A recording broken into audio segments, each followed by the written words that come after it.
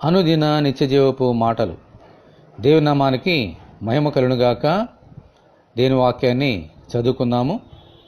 దుప్పి నీటి వాగుల కొరకు ఆశపడినట్లు దేవా, నీ కొరకు నా ప్రాణము ఆశపడుచున్నది. కీర్తనల గ్రంథము 42వ అధ్యాయము 1వ వచనం. దుప్పి దప్పిక కొనినప్పుడు నీళ్ల కోసం ఎంతో ఆశపడుతుంది. ఆ నీటి వాగులు ఎంత దూరంలో ఉన్నా అలయక వాటి కోసము వెతుక్కుంటూ పరిగెత్తుకుంటూ వెళ్ళి తన దాహాన్ని తీర్చుకుంటుంది. ఇటువంటి దప్పికే కోరహు కుమారులు దేవుని కొరకు కలిగి ఉన్నారు. దేవునికి స్తోత్రము కలుగునుగాక. ఆమెన్. మనము కూడా దుప్పు వలె, ఈ భక్తుల వలె దేవుని ఎడల దప్పిక కలిగి ఉండాలి. ఇటువంటి దప్పిక మనకున్నప్పుడు దేవుని మందిరాలు ఎంత దూరంలో ఉన్నా ఆశ కలిగిన ప్రాణాలతో పరిగెత్తుకుంటూ వెళ్తాం. ఆయనను స్తుతించగలుగుతాం. దేవుని వాక్యమును వింటాం. ఇంటిలో ఉన్నప్పుడు దేవుని వాక్యము చదవటానికి, ఆయనకు ప్రార్థన చేయడానికి ఆసక్తి కలిగి ఉంటాం. ఆమెన్.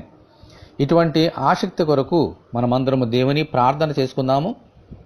ప్రభువా, మీకు వందనాలు.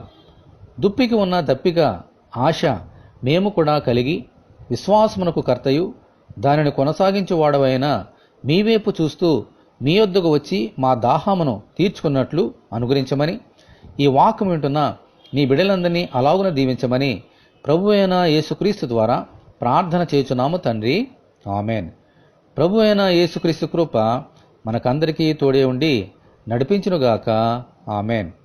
పరిశుద్ధ దేవుని మందిరం.